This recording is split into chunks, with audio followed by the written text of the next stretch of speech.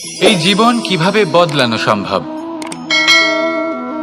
কিছু মানুষ বলেন যে নিরন্তর কাজ করলে, পুরুষার্থ পালন করলে এই জীবন বদলে ফেলা সম্ভব।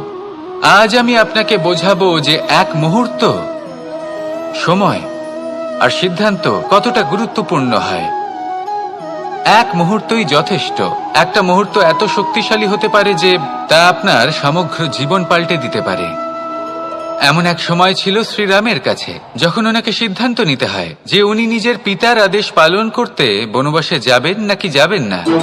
উনি সেই আদেশ পালন করেছিলেন, তারপর সময় অনুসারে উপযুক্ত সিদ্ধান্ত নিলেন। আর আজ সকলের মনে বসবাস করেন শ্রীরাম। আর অন্যদিকে আছে রাবণ। ওনার কাছে একটা সময় ছিল, একটা সুযোগ ছিল নিজের প্রারব্ধকে শুভ করে তোলার। উনি ভুল করলেন আর মৃত্যু লাভ করলেন। নির্বাচন সবসময় আপনার হাতে, শুধু আপনাকে সময়কে বুঝতে হবে, সেই মুহূর্তকে বুঝতে হবে আর উচিত সিদ্ধান্ত নিতে হবে, ব্যাস।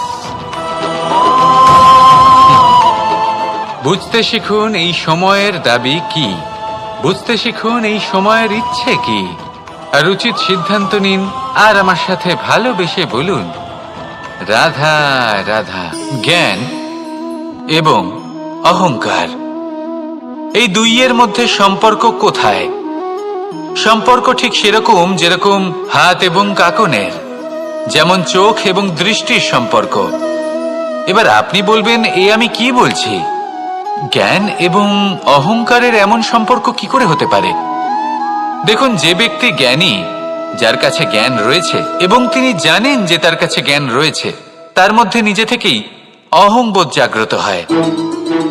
খুব কম সংখ্যক এমন জ্ঞানী ব্যক্তি আছেন যারা নিজেদের অহংকারের বিষয়ে আঁচ করতে পারেন। প্রকৃত জ্ঞানী হলেন তিনি, যিনি নিজের জ্ঞানের সদ্ব্যবহার করে অহংকারকে দূর করেন। উচিত সময়ে বুঝে যান, নিজের অন্তর যাচাই করে এই বিষয়টা দেখেন যে তার অন্তরে অহংবোধ জাগ্রত হচ্ছে এবং নিজেকে সেখানেই থামিয়ে দেন, যাতে অহংকারের পথে তিনি অগ্রসর না হয়ে যান। এই অহংকার কখন উচিত, কখন অনুচিত, কখন প্রয়োগ করা উচিত, উচিত নয়, কখন বাধা দেওয়া উচিত, এটা শেখা অত্যন্ত প্রয়োজনীয়। আর যদি এটা আপনি শিখতে পারেন, তাহলে আপনি একজন জ্ঞানীও হয়ে উঠবেন এবং সুখীও থাকবেন। তাই মনে রাখবেন, এই জ্ঞান নিয়ে কখনোই অহংকার করবেন না, বরং সবসময় নিজের অহংবোধের বিষয়ে প্রকৃত ধারণা রাখবেন। আসুন আমার সাথে ভালোবেসে বলুন, রাধা রাধা। আমাদের জীবনে 7 ধরনের সুখ আছে, আর সেগুলো লাভ করার জন্য আমরা অত্যন্ত প্রচেষ্টা করি। কিন্তু কোনো প্রচেষ্টা করার পূর্বে তা কিভাবে করব সেটা বোঝা খুব প্রয়োজন, আর সেখানেই আমরা ভুল করে থাকি। যে কাজটা আমাদের পরে করা উচিত, সেটাই আমরা আগে করে বসি। আপনাকে স্পষ্ট করে বোঝাই, প্রত্যেক সুখের সাথে 2টি ক্রিয়া জড়িত থাকে। এবার যখন আমরা ধনের কথা বলি, তখনও 2টি ক্রিয়া জুড়ে থাকে। প্রথম ক্রিয়া হলো ধন অর্জন করা, দ্বিতীয় ক্রিয়া হলো ধনের ব্যবহার করা। আর জীবনে ধনের ব্যবহার করার পূর্বে ধন কিভাবে অর্জন করতে হয় তা শেখা অত্যন্ত প্রয়োজনীয়।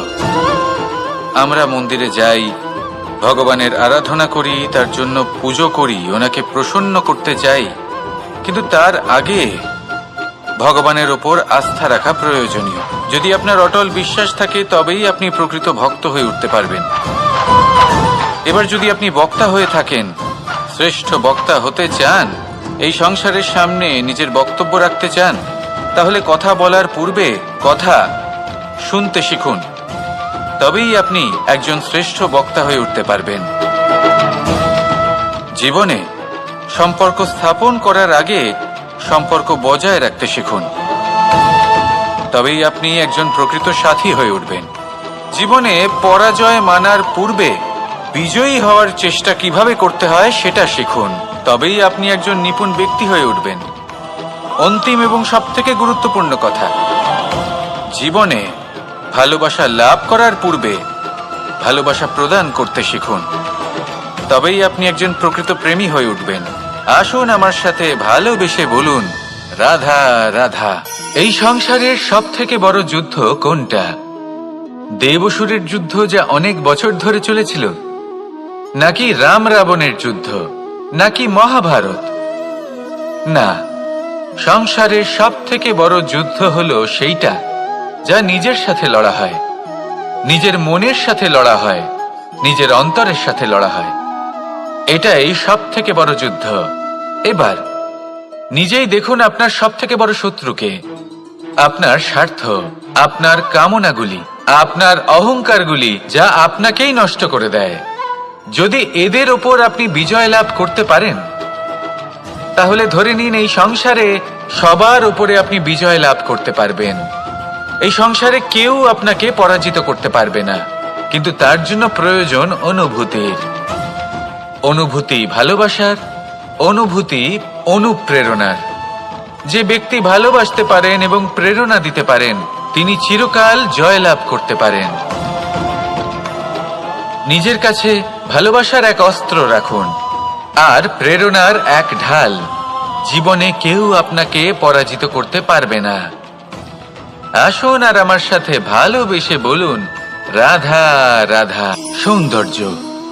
মানুষ নিজের সৌন্দর্যের বিষয়ে কতটা ভাবে, চায় যে সে সব থেকে বেশি রূপবান হবে, সব থেকে বেশি সুন্দর হবে। কিন্তু সৌন্দর্যের পরিভাষা কি তা কি সে জানে? কোনো মাকে জিজ্ঞেস করুন, ওনার জন্য সৌন্দর্যের পরিভাষা ওনার সন্তান। কোনো ভক্তকে জিজ্ঞেস করুন, ওনার জন্য সৌন্দর্যের পরিভাষা ওনার ভগবান। শ্রীরামকে জিজ্ঞেস করুন, ওনার জন্য সৌন্দর্যের পরিভাষা হলো হনুমান। ভাঙা হানু, ফুলে যাওয়া মুখ, দেখতে গেলে উনি বানর, লম্বা লেজ, এত নিরীহ যে ওনাকে অমূল্য মালা দিলে সেটা ছিঁড়ে তার ভেতরে শ্রীরামকে খুঁজছিলেন।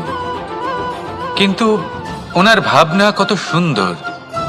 উনি এটা বিশ্বাস করেন যে সংসারের যতই মূল্যবান জিনিস দিয়ে এই মালা তৈরি করা হোক না কেন, যদি এর মধ্যে শ্রীরাম না থাকেন তাহলে এর মধ্যে কোনো অর্থ নেই। সৌন্দর্য রূপে নয়, ভাবনায় নিহিত থাকে। যদি আপনি সৌন্দর্য প্রাপ্ত করতে চান তাহলে তা কর্মে নিয়ে আসুন, ভাবনায় এবং বিচারে নিয়ে আসুন। এই সৌন্দর্য আপনার সাথেই থাকবে। যদি আপনি সৌন্দর্যকে রূপের মধ্যে খোঁজেন তাহলে কিছুক্ষণের জন্য পাবেন, সেই সৌন্দর্য সময়ের সাথে হারিয়ে যাবে।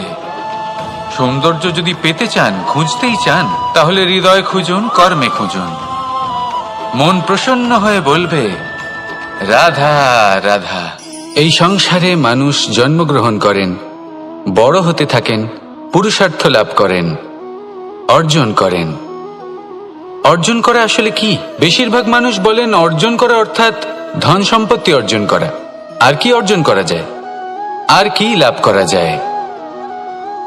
আসল প্রশ্ন হলো এটাই যে কি এমন আছে যা বাস্তব রূপে অর্জন করার যোগ্য।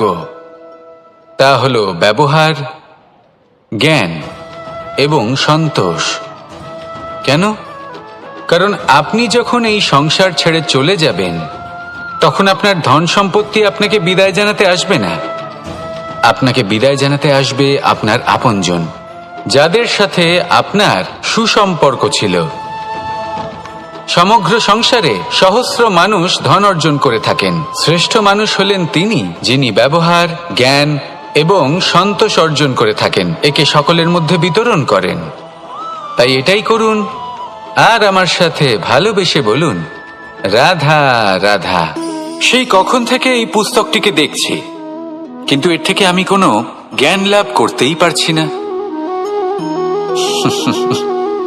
এবার আপনি বলবেন যে আজ কেমন বিচিত্র কথা বলছি আমি।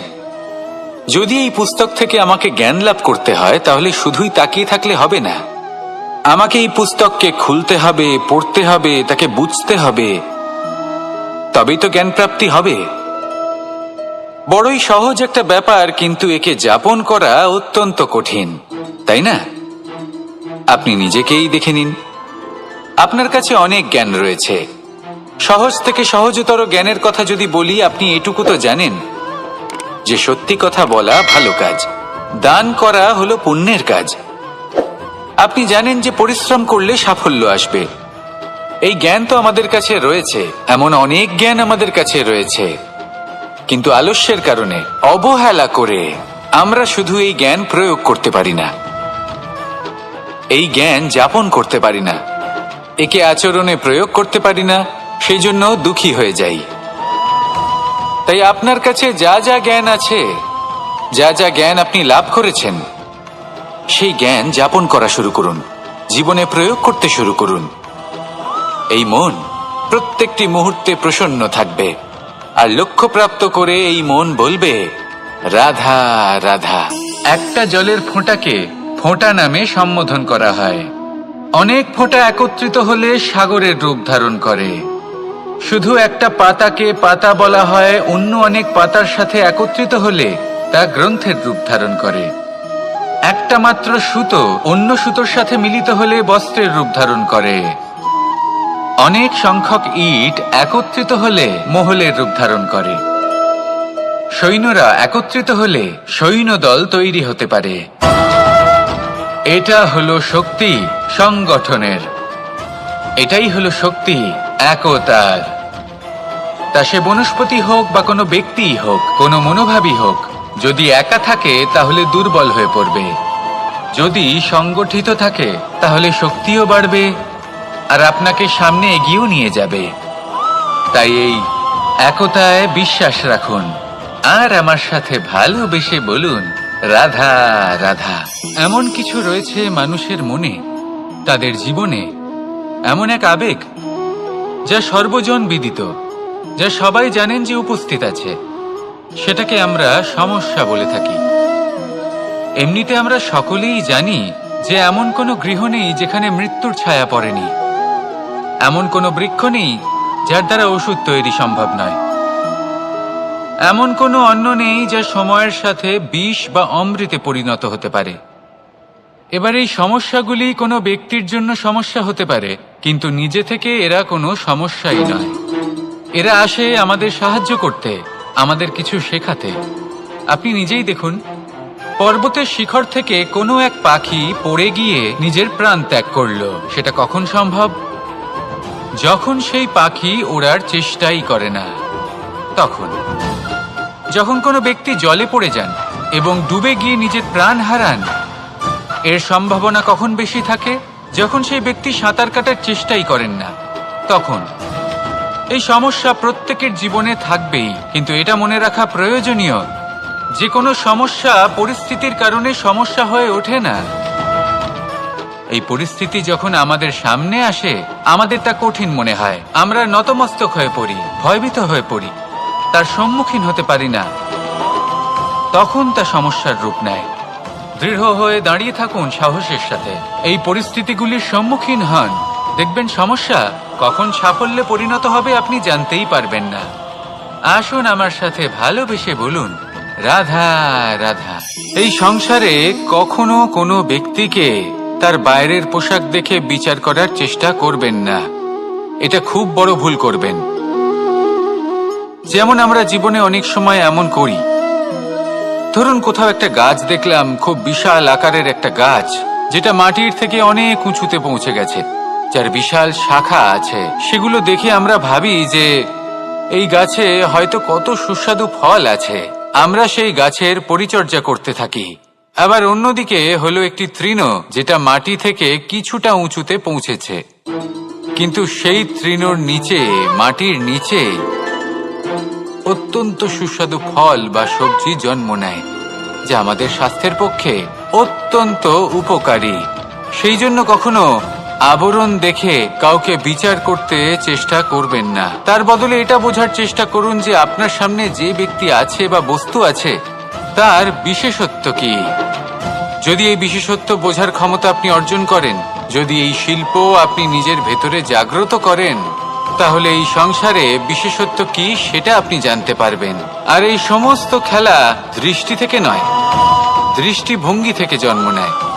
দৃষ্টিভঙ্গি সবসময় শুভ রাখুন আর আমার সাথে ভালোবেসে বলুন রাধা রাধা। যখন মানুষের মৃত্যু হয় তখন কি হয়?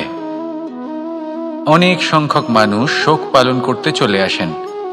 যে ব্যক্তি মৃত্যু লাভ করেছেন তার অনেক বস্তু থাকে যেগুলো তার প্রিয়, যেগুলো তিনি ব্যবহার করেছেন। তার শয্যা, তার বস্ত্র, তার আভূষণ সবকিছু তার থেকে বিচ্ছিন্ন করা হয়। এবং খালি হাতে তাকে শ্মশানের উদ্দেশ্যে রওনা করা হয়। আমি আপনাকে এই প্রশ্ন করতে চাই, আপনি এই সংসারে কি অর্জন করেছেন?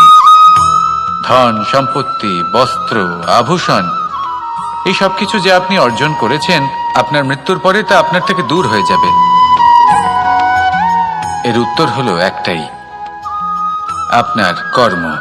শুধু সেটাই আছে যা একান্ত আপনার, আর শুধু সেটাই এই সংসার থেকে চলে যাওয়ার পরেও সংসারেই জীবিত থাকবে। যদি আপনি দুষ্কর্ম করেন, তাহলে এই সংসার আপনাকে একটি অনুচিত উদাহরণ হিসেবে মনে রাখবে যে এই ব্যক্তি খুব পাপী ছিল, অনুচিত কর্ম করতেন। যে পথে তিনি চলেছেন সেই পথে কারোর চলা উচিত নয়। সেখানেই যদি আপনি সৎকর্ম করেন, তাহলে সংসার চিরকাল এটাই বলবে যে খুব ভালো মানুষ ছিলেন, সবাইকে ভালোবাসতেন, সবাইকে সাহায্য করতেন, আমার খুব প্রিয় মানুষ ছিলেন। এটাই হলো শ্রেষ্ঠ কর্ম। সেই জন্য জীবনে শুধুমাত্র ধন সম্পত্তি, আভূষণ এই সব অর্জন করতে গিয়ে নিজের মনোনিবেশ করবেন না। শ্রেষ্ঠ কর্ম করুন। সংসার থেকে চলে যাওয়ার পরেও এই কর্মই এই সংসারে আপনাকে জীবিত রাখবে। আসুন আমার সাথে ভালোবেসে বলুন, রাধা রাধা। আমরা সবাই সূর্যকে সম্মান করি, ওনাকে শ্রদ্ধা করি, ওনাকে পুজো করি। এই সূর্য আমাদের শক্তি প্রদান করেন, প্রকাশ প্রদান করেন। কখনো কখনো উষ্ণতা এতটাই বাড়িয়ে তোলেন, এতটাই তপ্ত করে তোলেন, আমাদের একথা মনে হয় যে আমাদের এই শরীর জ্বলে যাচ্ছে। তখনও আমরা বিরোধিতা করি না, তাকে কটু কথা শোনাই না, আমরা সসম্মানে তা গ্রহণ করি। কেন কেন করি? কারণ আমরা জানি যে সন্ধেবেলা যখন সূর্যাস্ত হবে, তখন শুধুমাত্র অন্ধকার বাকি থাকবে। ঠিক কিছুটা এরকমই হয় আমাদের মাতা পিতাও, যিনি আমাদের জন্ম দেন, আমাদের ভরণ পোষণ করেন, আমাদের বড় করেন, আমাদের প্রেম প্রদান করেন। কখনো কখনো তাদের মুখ থেকে কটু কথা নিঃসৃত হয়, আমাদের দুঃখ হয়, কিন্তু তখন আমাদের এটা বোঝা উচিত এগুলি নিঃসৃত হচ্ছে আমাদেরই মঙ্গলের জন্য। যেমন সূর্যদেব, উনিও উত্তাপ দিয়ে থাকেন আমাদেরই মঙ্গলের জন্য, যাতে ফসল পাকতে পারে, যাতে জল বাষ্প হয়ে মেঘ হতে পারে, বৃষ্টি হতে পারে, আর এই সংসারে নিরন্তর জলের প্রবাহ থাকে। আমাদের মাতা পিতা, তাদের কঠোর আচরণ, তাদের কঠোর অনুশাসনের পেছনে লুকিয়ে থাকে ওনাদের ভালোবাসা। আমাদের তা বুঝতে হবে, সসম্মানে ওনাদের গ্রহণ করতে হবে। কারণ ঠিক সূর্যাস্তের পরে যেমন চতুর্দিক অন্ধকারচ্ছন্ন হয়ে যায়, তেমনি আমাদের জীবন থেকে যখন আমাদের মাতা পিতা চলে যায়, তখন আমাদের জীবনেও শুধু এবং শুধুমাত্র অন্ধকারই ছেয়ে থাকে। সেই জন্য নিজের মাতা পিতাকে সম্মান করুন, ওনাদের ভালোবাসা প্রদান করুন। এই মন আর এই জীবন প্রসন্ন হয়ে বলবে, রাধা রাধা। পরিস্থিতি কখনো এটা ভালো থাকে, আবার কখনো মন্দ হয়ে যায়। কখনো এই পরিস্থিতি আমাদের পক্ষে থাকে, আর কখনো এই পরিস্থিতি অনুযায়ী আমাদের চলতে হয়। কোনো বিকল্প থাকে না। কিন্তু যখনই এই পরিস্থিতি খারাপ হয়ে যায়, তখন কি করা উচিত সেই প্রশ্ন মনে জেগে ওঠে। পরিস্থিতি যখন প্রতিকূল হয়, তখন আমরা কিছু হারালে তা হারিয়ে ফেলি, ঠিক আছে, কিন্তু যা বাকি আছে সেটা আমরা আগলে রাখতে পারি। পরিস্থিতিকে সামলে রাখার চেষ্টা আমরা অবশ্যই করতে পারি, শুধু সেটুকুই আমাদের হাতে রয়েছে। কিন্তু এর থেকেও বড় সমস্যা আছে, অহংকার। কখন প্রবেশ করে আমরা জানতেও পারি না। এই অহংকার আপনাকে বুঝতেও দেবে না যে আপনি সত্যি কিছু হারিয়েছেন। আপনার কিছুই যাবে আসবে না। দেখতে গেলে আকাশের সূর্য নিজের প্রকাশ হারিয়ে ফেলে যখন অন্ধকার ঘনিয়ে আসে। তাহলে আমরা কে হই? ওনার সামনে তো কিছুই নই।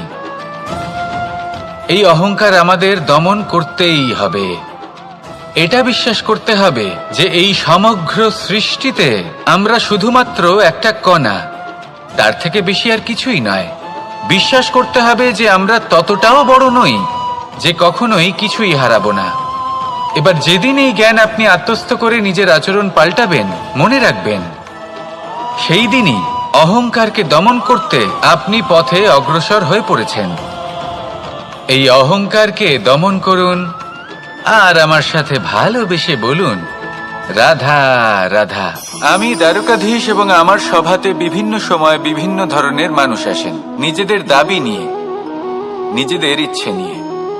কখনো কেউ ভোজন চান, আবার কখনো কেউ ওষুধ, কখনো কেউ বস্তু চান, কেউ আবার চান বস্ত্র। কারোর জ্ঞান চাই, কারোর ধন চাই, আবার কারোর বাসস্থান। অনেক সময় আমি এই অনুরোধ, এই ইচ্ছে পূর্ণ করি না। এবার আপনি এটা ভাবতেই পারেন যে কৃষ্ণ তো তাহলে লোভী, ওর কাছে তো সবকিছুই রয়েছে, তারপরেও সে নিজের প্রজার ইচ্ছে পূর্ণ করে না, তাদের সমস্যাগুলি বুঝতে পারে না, তাদের সুখ স্বাচ্ছন্দ্য প্রদান করে না। আসল সত্য হলো এটাই যে কোনো সবল ব্যক্তি, যে কোনো গৃহস্থ ব্যক্তি যে কাজ করতে সক্ষম, তার পরিশ্রম দ্বারাই নিজের প্রয়োজনগুলি এবং ইচ্ছেগুলি পূরণ করা উচিত। এটা অত্যন্ত প্রয়োজনীয়। আর এগুলো তিনি করতে পারেন শিল্প, ব্যবসা, আচরণ অথবা জ্ঞানের ভিত্তিতে। এই পথে চলতে হবে, পরিশ্রম করতে হবে, তবেই সে কিছু অর্জন করতে পারবে। এবার এমন কোনো ব্যক্তি যার এই সব কিছুতে কোনো রুচি নেই, যে কিছুই করতে চায় না, সে কিছুই অর্জন করতে পারবে না। এবার এরকম কোনো ব্যক্তিকে যদি আমি কোনো বস্তু প্রদান করি, তাহলে কি হবে? সে পরাধীন হয়ে যাবে, আর সেটা উচিত হবে না। তাহলে কি করা উচিত? তাকে পথ দেখানো, তাকে বোঝাতে হবে যে কোন পথে চলে তুমি নিজের লক্ষ্য প্রাপ্ত করতে পারবে। শিল্প, জ্ঞান, আচরণ এবং ব্যবসা, এই পথে কিভাবে চলে সেটা শেখাতে হবে। আর আমি সেটাই করি। তার ফলে কি হয়? ব্যক্তি স্বাধীন হয়ে যায়। সংসারে সে যা চাইবে তাই প্রাপ্ত করতে পারবে, কখনো কারোর থেকে কিছু চাইবার প্রয়োজন পড়বেই না। এই কথাটা সবসময় মনে রাখবেন। যখনই দান করবেন তা ভাবনা চিন্তা করে এমন ভাবে দান করবেন যাতে সামনের ব্যক্তি স্বাধীন হতে পারেন, পরাধীন নয়। আসুন আমার সাথে ভালোবেসে বলুন, রাধা রাধা।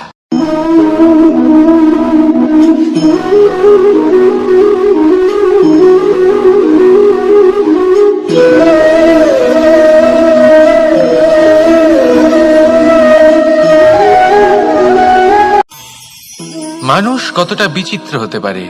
সব সময় স্বপ্ন দেখতে থাকে যে কাল আমি এটা করব, কাল আমি ওটা শুরু করব, কাল আমি ওটা সম্পন্ন করব। এই যে কাল শব্দটা, এই কাল অত্যন্ত বিচিত্র এক শব্দ। আমরা সবসময় এটাকে আসতে দেখতে পাই, কিন্তু এটা আসাতে বর্তমানে পরিণত হয়। আবার আজ নতুন কাল দেখতে পাই, তার জন্য অপেক্ষা করি, যখন সেটা সামনে আসে বর্তমানে পরিণত হয়। এই কাল সবসময় একটা মিথ্যে সান্ত্বনা দেয় যে সে আসছে, কিন্তু সে কখনোই আসে না। যেটা আপনার হাতে রয়েছে তা হলো আজ, বর্তমান। তাই যা করার আছে, যা সম্পন্ন করতে চান, যা শুরু করতে চান, আজ করুন, বর্তমানে করুন। কারণ আজ আপনি যা করবেন সেটাই আপনার ভবিষ্যৎ নির্ধারিত করবে। ভবিষ্যতের বিষয় ভাবতে থাকলে ভবিষ্যৎ সুন্দর হবে না। আজ কর্ম করতে হবে। তাই আজ বর্তমানে জীবনযাপন করুন, কর্ম করুন, আর আমার সাথে ভালোবেসে বলুন, রাধা রাধা। পঞ্চম তত্ত্ব, আকাশ, নব, ব্যোম। আসলে কোনো ভ্রম নাকি সত্য? ভ্রম তো হতে পারে না, কারণ ভ্রমের মধ্যে কেউ বাঁচতেই পারে না। আর যদি সত্য হয় তাহলে এতটাই বিশাল যে আমাদের চোখের থেকে, আমাদের ইন্দ্রিয়ের থেকে, আমাদের মস্তিষ্কের থেকে, আমাদের চিন্তা ভাবনার থেকেও অনেক ঊর্ধ্বে, যাকে আমরা বুঝতেই পারি না। এটা যতটাই বিশাল আকার, ঠিক ততটাই সরল। এই আকাশ যতই অন্ধকারাচ্ছন্ন, ততটাই আলোর প্রকাশ প্রদান করে থাকে। দেখতে গেলে এ হলো জীবনের সঞ্চালক, কিন্তু যদি ক্রুদ্ধ হয়ে যায় তাহলে প্রাণ কেড়ে নিতেও দ্বিধা বোধ করে না।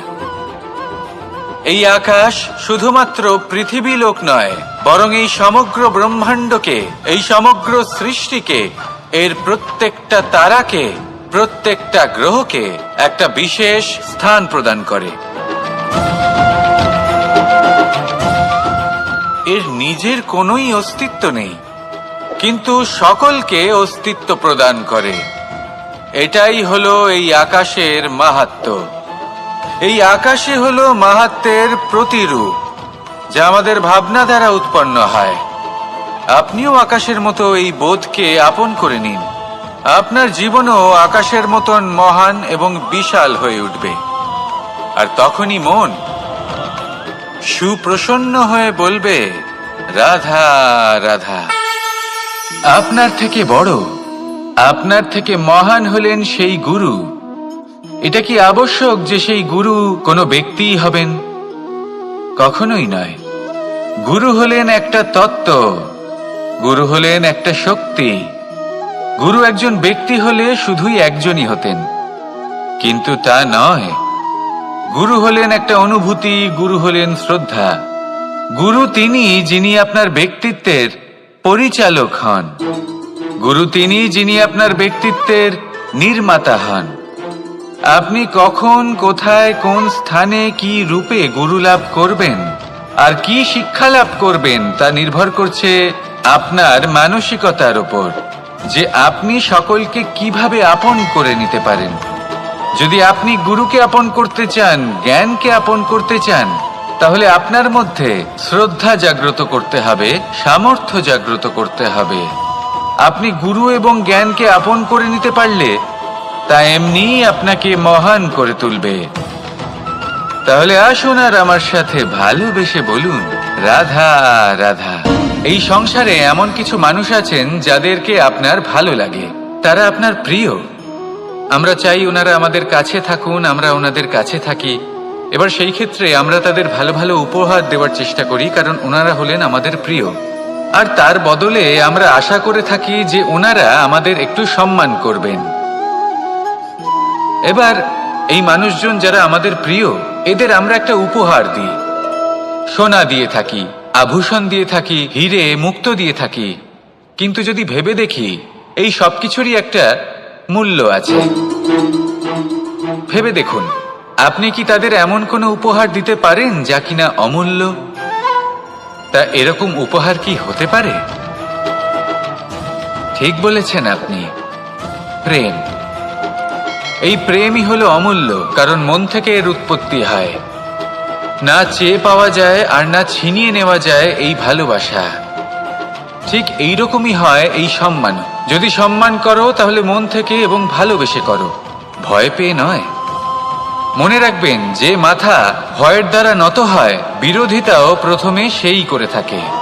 যে মাথা ভালোবেসে নত হয়, তা আপনার জন্য বলিদানও দিতে পারে। এই সংসারের সব থেকে বড় উপহার, সব থেকে বড় বরদান এই প্রেম এবং সম্মান।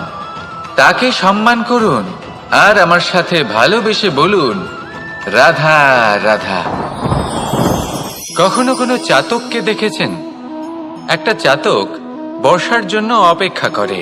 সেই বর্ষার জলে নিজের তৃষ্ণা নিবারণ করে, নয়তো সারা বছর তৃষ্ণার্ত থেকে যায়। ও আকাশের দিকে তাকিয়ে থাকে আর অপেক্ষা করে যে কবে বর্ষা হবে আর কবে আমি আমার তৃষ্ণা নিবারণ করব। সেখানে অন্যদিকে একটি কাক বা একটা পায়রা, এরা কি করে? যেখানে জল পায় পান করে নেয়, যেখানে খাবার পায় খেয়ে নেয়, আত্মীয় স্বজন বন্ধু বান্ধব যাকেই পায় তার সাথে সময় কাটায়, খাবার খায় আর চলে যায়। এবার এদের মধ্যে মিল কোথায় আর পার্থক্য কোথায়? দুজনের কাছেই ডানা রয়েছে, দুজনেই উড়তে পারে। এই আকাশ হলো ওদের, খাবারের দানা ওদের। পার্থক্য হলো তাদের অভিলাষার, পার্থক্য হলো তাদের আকাঙ্ক্ষার, পার্থক্য জীবন যাপনের ধরনের। এবার যত বেশি আকাঙ্ক্ষা থাকবে, যত দামি জীবন যাপন করার ইচ্ছে থাকবে, তত বেশি কষ্ট আপনাকে সহ্য করতে হবে। আবার অন্যদিকে জীবন যত সরল হবে, জীবন যাপন যত সরল হবে, সমস্যা ততটাই কম হবে। তাই সবসময় চেষ্টা করবেন আপনার মানসিকতা এবং আপনার জীবন যেন সরল হয়। ভালোবাসতে থাকুন। যদি কেউ আপনাকে ভালোবাসে, তাকেও আপনি ভালোবাসা ফিরিয়ে দিন। তাদের সাথে কথা বলুন, কিছু তাদের কথা শুনুন, কিছু নিজের কথা বলুন। দেখবেন সকল তাপ উত্তাপ দূর হয়ে গেছে। এটাই তো হলো জীবনের সারমর্ম।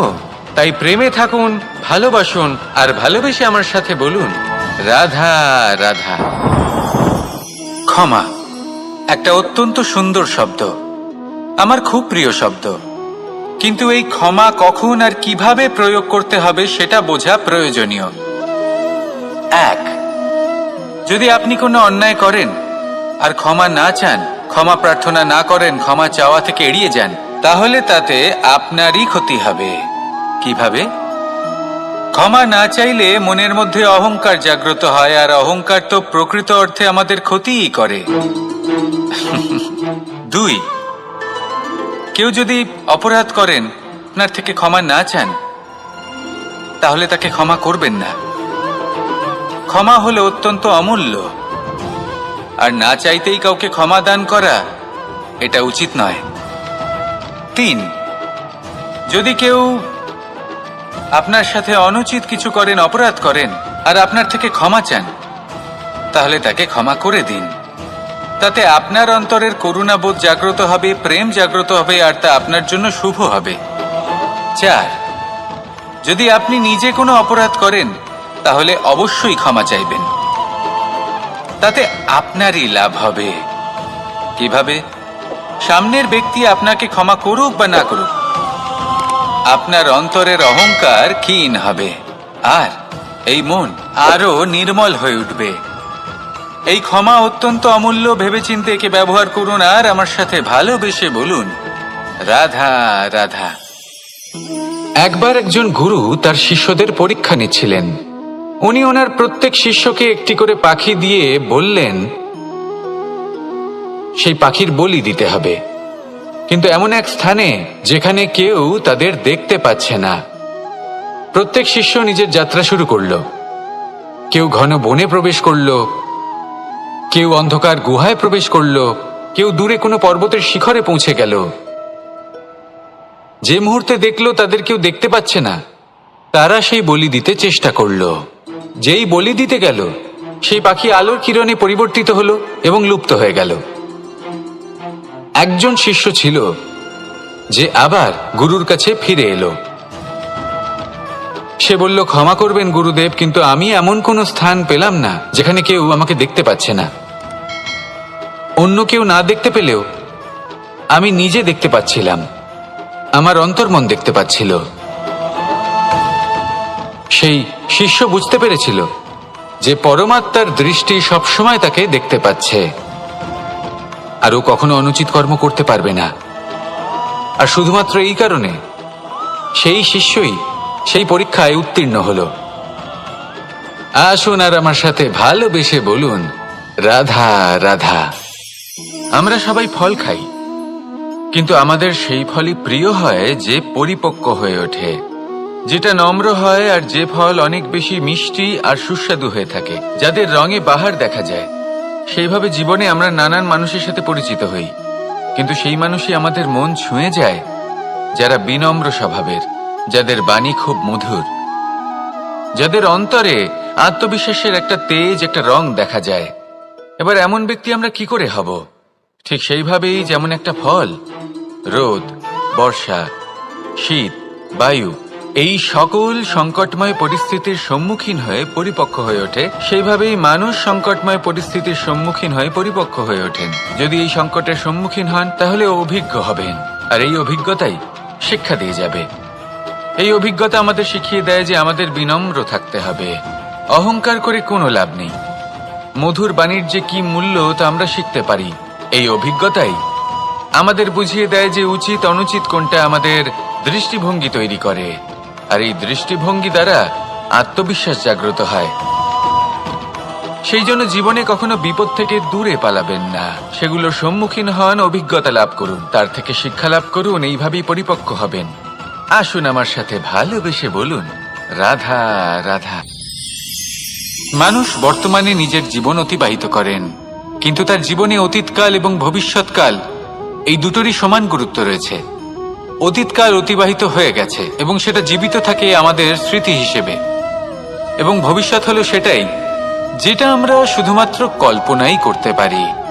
এবার অতীতের কিছু স্মৃতি এমন থাকে যা আমাদের কাছে আনন্দময় হয় না, তা কটু হয়, দুঃখজনক হয়, যন্ত্রণাদায়ক হয়।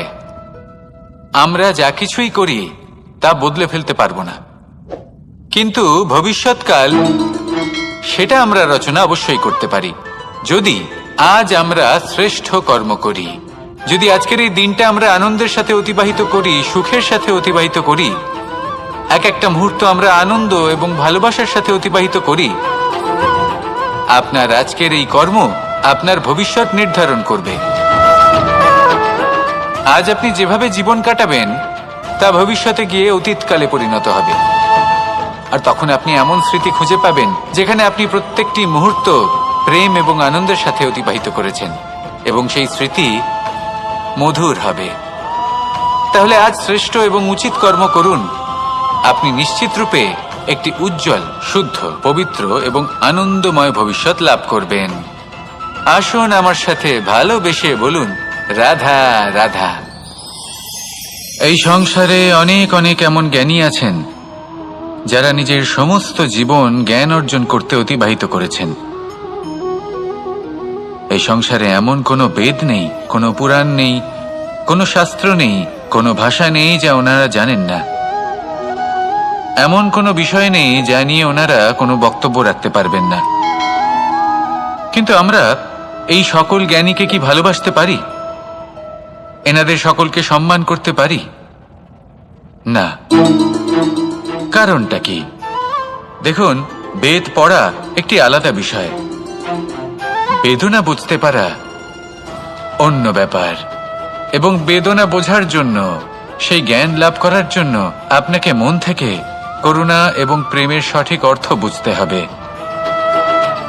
সামনের ব্যক্তির বেদনা বুঝতে হবে, তার যন্ত্রণাকে বুঝতে হবে। তারপর যে জ্ঞান আপনি অর্জন করেছেন বেদ থেকে, পুরাণ থেকে, শাস্ত্র থেকে, তা প্রয়োগ করে তার বেদনার নিবারণ করা, সেটা বেশি গুরুত্বপূর্ণ। সেই জন্য জীবনে শুধুমাত্র শাস্ত্র এবং বেদ পড়ে জ্ঞান অর্জন করতে সময় নষ্ট করবেন না। মন থেকে প্রেমের কি অর্থ সেই বিষয়ে জ্ঞান লাভ করার চেষ্টা করুন, করুণাও বুঝতে চেষ্টা করুন। একজন শ্রেষ্ঠ ব্যক্তি হয়ে উঠুন, আর আমার সাথে ভালোবেসে বলুন, রাধা রাধা।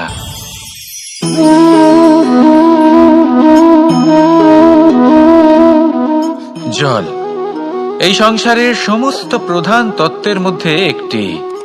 এই জল যে কোনো জ্বালা দূর করে, আগুনকে নিভিয়ে দেওয়ার ক্ষমতা রাখে, অবিরল অবিচল ভাবে প্রবাহিত হতে পারে, একে কেউ বাধা দিতে পারে না। এর পথে বাধা সৃষ্টি করলে নিজের পথ নিজেই খুঁজে নেবে, বা সে নিজেই নিজের পথ বানিয়ে নেবে, কিন্তু কখনো থামবে না। এই জল হলো মহান, আর এর একটা মহান গুণ আছে, এর নিজস্ব কোনো রং নেই। কিন্তু যখন মেঘ থেকে বৃষ্টি রূপে পৃথিবীতে ঝরে পড়ে, তখন সমস্ত সংসারকে রঙিন করে তোলে। যেখানে খরা হয়েছে সেখানে শ্যামল করে তোলে, যে স্থান শ্যামল সেখানে ভিন্ন ভিন্ন প্রকারের পুষ্প ফুটিয়ে তোলে।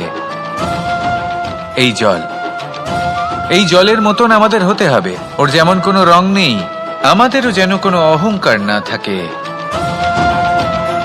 শুধু কর্মের এই ধারাতে বইতে থাকুন, এই সংসারের মঙ্গল করতে থাকুন, শ্রেষ্ঠ কর্ম করতে থাকুন। এই সংসারকে এটা বলার কোনো প্রয়োজন নেই যে আপনি কে। আপনি যদি কর্ম করতে থাকেন, তাহলে এই সংসার নিজে থেকেই আপনার মূল্য জানতে পারবে, আর তখন এই মন প্রসন্ন হয়ে বলবে, রাধা রাধা। বড়ই অদ্ভুত ব্যাপার, একটি পাথরের প্রতিমা যখন মন্দিরে স্থাপিত হয়, তখন তা আমাদের কাছে ভগবান সম হয়ে দাঁড়ায়। কিন্তু যখন একজন জীবিত মানুষ মন্দিরে গিয়ে থাকেন, তখন তার শরীর, মন, আত্মা সেই সব পাথর সম হয়ে দাঁড়ায়। কিন্তু এমনটা আমি ঠিক কেন বললাম ভেবে দেখুন।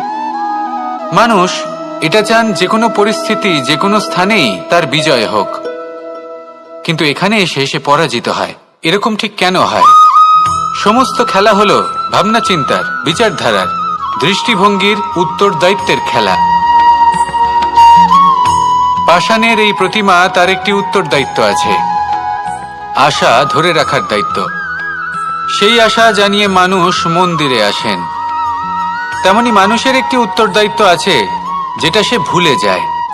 আর সেই উত্তরদায়িত্ব হলো এটা, যে মন্দিরে যে ভগবানকে সে প্রসন্ন করতে যাচ্ছে তাকে সে তখনই খুঁজে পাবে যখন পূর্ণরূপে সে সমর্পিত থাকবে। যদি মনে সমর্পণের ভাব না থাকে তাহলে ভগবান কখনো প্রসন্ন হবেন না। নিজের উত্তরদায়িত্ব বোঝার বদলে মানুষ শুধু একটা অনুষ্ঠান পালন করেন। যেমন ফুলের একটা মালা অর্পণ করেন, আর সেই কারণেই তিনি পরাজিত হন। আপনি ফুলের মালা অর্পণ করুন, প্রসাদ অর্পণ করুন, কিন্তু মনের মধ্যে পূর্ণ সমর্পণের ভাব থাকা প্রয়োজনীয়। তবেই আপনি মন্দিরে গিয়েও প্রাণবন্ত হয়ে থাকতে পারবেন, তবেই ঈশ্বরকে প্রসন্ন করতে পারবেন। আসুন আমার সাথে ভালোবেসে বলুন, রাধা রাধা।